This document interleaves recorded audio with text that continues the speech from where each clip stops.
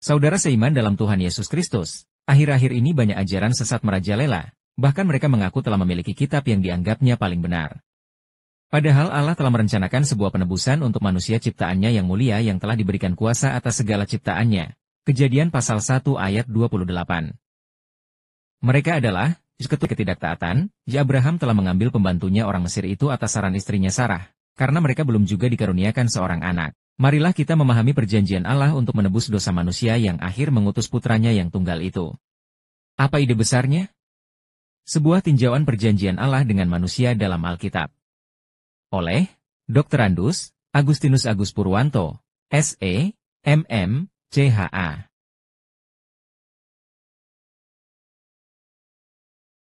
Kisah Kitab Suci.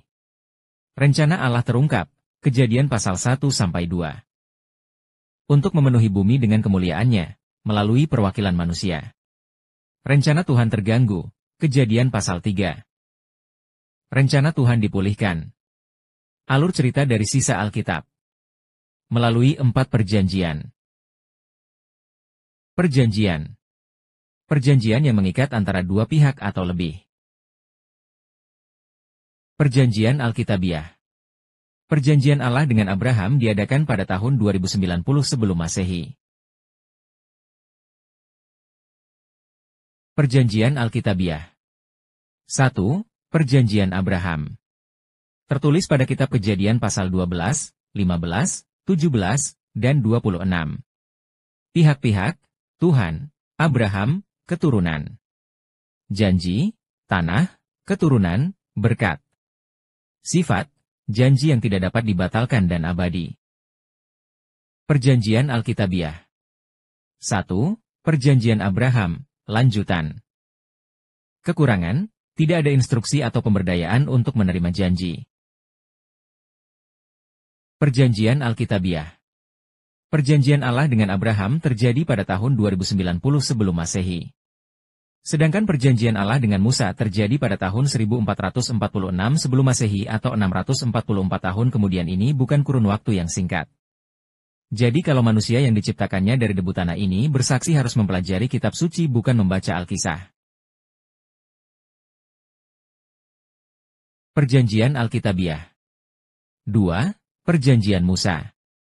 Perjanjian dengan Musa tertulis dalam kitab Keluaran pasal 19, dan kitab Ulangan pasal 5 ayat 28-31. Pihak-pihak, Allah Israel. Janji, berkah dan kutukan. Sifat, bersyarat dan mengikat. Perjanjian Alkitabiah. 2. Perjanjian Musa, lanjutan. Kaitannya dengan perjanjian Abraham, memberikan kondisi untuk menerima janji. Kekurangan, persyaratan tanpa pemberdayaan. Perjanjian Alkitabiah. Jika perjanjian Abraham dengan Allah diadakan pada tahun 2090 sebelum Masehi. Dan perjanjian Musa dengan Allah yang diadakan pada tahun 1446 sebelum Masehi. Maka perjanjian Daud dengan Allah terjadi pada tahun 977 sebelum Masehi. Perjanjian Alkitabiah. 3. Perjanjian Daud. Tertulis dalam kitab 2 Samuel pasal 7. Kitab Mazmur pasal 89 ayat 1-4, dilanjutkan ayat 27-37. Pihak-pihak, Allah, Daud dan keturunannya. Janji, rumah, tahta, kerajaan. Sifat, janji yang tidak dapat dibatalkan dan abadi. Perjanjian Alkitabiah. 3. Perjanjian Daud, lanjutan. Kaitannya dengan perjanjian Abraham. Janji keturunan yang diperjelas. Kaitannya dengan perjanjian Musa, raja diperintah oleh perjanjian Musa. Kekurangan, masih tidak ada keinginan untuk menurut. Perjanjian Alkitabiah. Perjanjian pertama Allah dengan Abraham terjadi pada tahun 2090 sebelum Masehi. Dilanjutkan dengan perjanjian kedua perjanjian Allah dengan Musa yang terjadi pada tahun 1446 sebelum Masehi. Perjanjian ketiga adalah perjanjian Allah dengan Daud yang terjadi pada tahun 977 sebelum Masehi.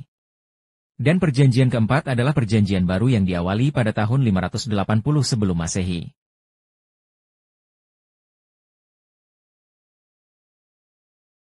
Perjanjian Alkitabiah. 4. Perjanjian Baru.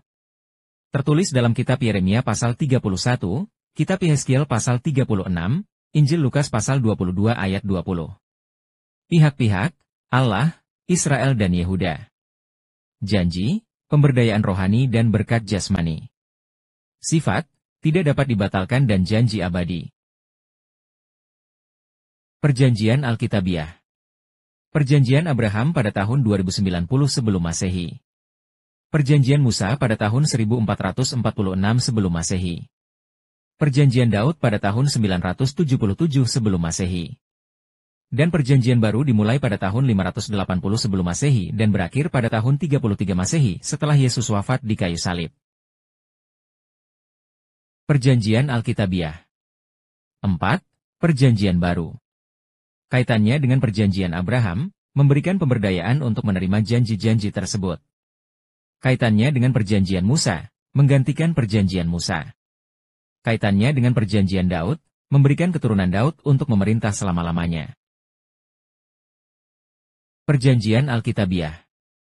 Perjanjian Abraham pada tahun 2090 sebelum Masehi. Perjanjian Musa pada tahun 1446 sebelum Masehi. Perjanjian Daud pada tahun 977 sebelum Masehi.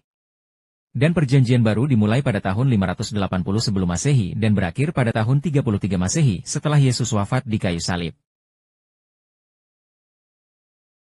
Kerajaan Milenial. Syukur kepada Allah. Allah tidak menyerah pada kita setelah kejadian 3 perjanjian itu. Allah berkomitmen untuk memperbaiki apa yang kita rusak. Segala berkat Allah datang kepada kita dengan cuma-cuma melalui Yesus, anak Abraham, anak Daud. Maka, janganlah berpendapat menurut pikiran manusia. Jangan pernah mengatakan kitab perjanjian itu palsu, tetapi bacalah Alkitab secara utuh, dan jangan dipotong-potong. Bijaklah terhadap segala sesuatu bila mana kamu belum paham.